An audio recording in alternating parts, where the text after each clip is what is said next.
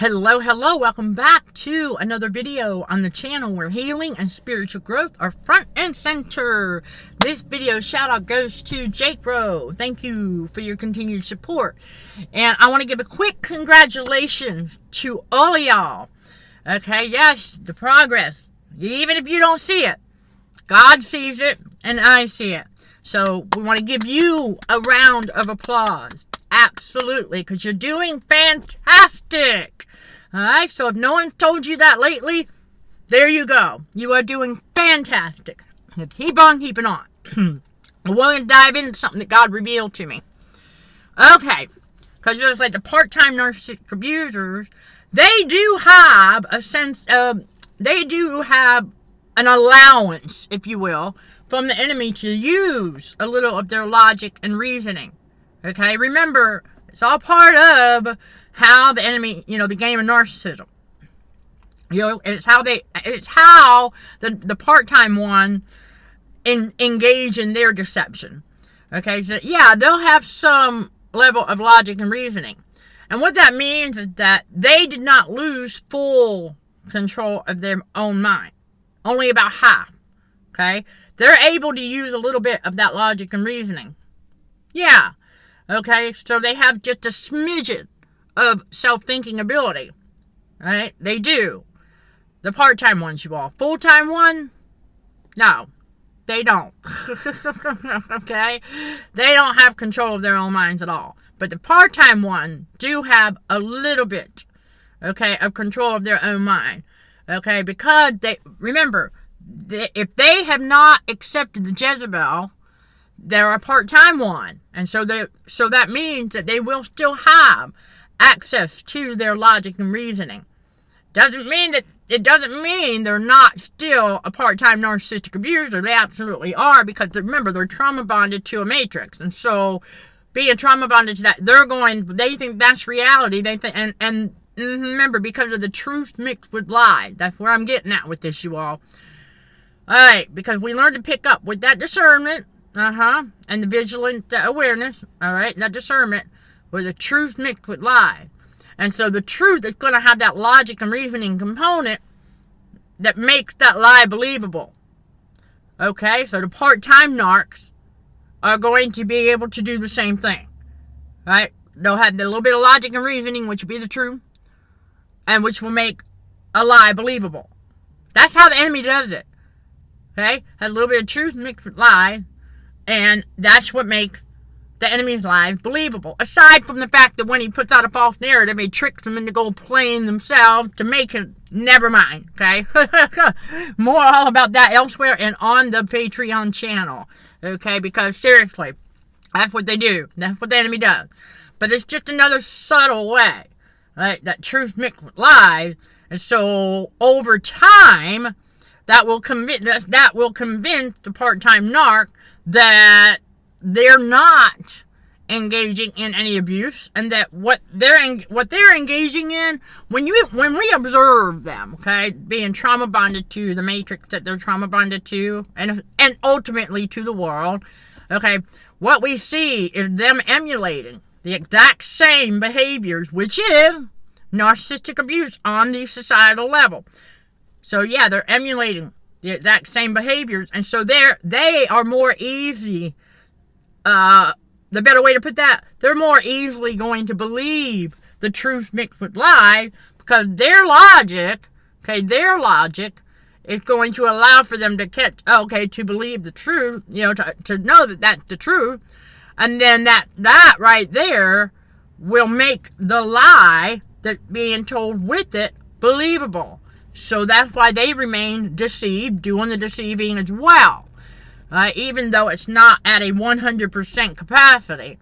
But never forget that those truths mixed with lies, yeah, okay? That's all part of to keep people confused also. And to keep people under that cloud of cognitive dissonance. That's right. So while these part-time narcissistic abusers still have a little bit of control over their mind, because if they didn't, they wouldn't be able to access that logic and reasoning. Unlike the full-blown narcissistic abusers who don't have any access to it at all. All right? They don't have any access to the logic and reasoning. I mean, they'll say some things that can make sense, but that's, never mind, because, well, I guess they heard it from somewhere. Okay? And they're just, remember, they're just repeating what they heard and saw and stuff like that.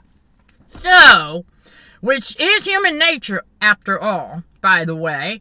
But they don't realize what they're doing is they are just engaging in that narcissistic abuse and things like that. The part-timers, they'll have access to that logic and reasoning because it makes the lie that's being put with it believable. So that's how the enemy does it, you all. Right? So that's how come, you know, he's a full-blown narc. You know, yeah, they don't have access to their mind at all. Okay? The enemy's got complete control. Now, the enemy, of course, wants complete control of the part-timers. That's why he keeps sending, you know, he keeps trying to get the Jezebel hops on and off, because the enemy's trying to turn them into one. But, you know, fortunately for some of them, it, as far as we know now, has not happened. So, we're like, okay, but that's why we continue to pray for them. Okay, you all, and we continue to pray for all out there. Okay, and we turn it over to God. But especially with the part-time narcs who are unaware that are perhaps, let's say, able to unlearn all that garbage and relearn and get God's wisdom. And yeah, okay. So we know that everything is on God's time, and we know that God knows who is who and when to do what and all of that, because we know that God knows what he's doing. After all, that's why we let him guide our steps. Okay? We got to do that. Let God guide our steps. But God reminds me of where God tells us that, watch out for the one who can, kill the body and soul. Okay? See, remember, it's the soul that the enemy is after. Okay? Because it wants to destroy the soul. And so that's what happened with these narcissistic abusers. And that is through them allowing the lies and the deceit to get in there, and then also the enemy to trick them into negative self-talk and all of that stuff. Okay? And so, that's right. They can lose full control of their mind if they accept Jezebel. There's your little nuance. But you know what I'm saying? That's how it works. And that really is what the enemy wants. Ultimately, is to get them to accept the full-blown. Okay? And so, because once he can do that, they're going to remain even more crept and unawares. Alright, so this is why the part-time narcissistic abusers, they can see, some of the abuse, and they'll call it out, but they stay stuck in what we all thought was just abuse. And that's just a basic list of certain things that we all thought that's all it was. Of course, horrific, but on that list, that's what we were taught that abuse really was. We realized that there's more to it than that. That there's that spiritual abuse. Yeah, the emotional abuse, the psychological abuse. All of that goes into it. Because not all narcissistic abusers are physically abusive, right? There's many of them who are, but not all of them are. But see, we had to come to know that. We had to come to understand that. And then we had to come to understand what the wickedness is that goes along with all of that. And that's that, the fornication, adultery, the gossiping, the slandering. The slandering is the smearing, okay? Smear campaign.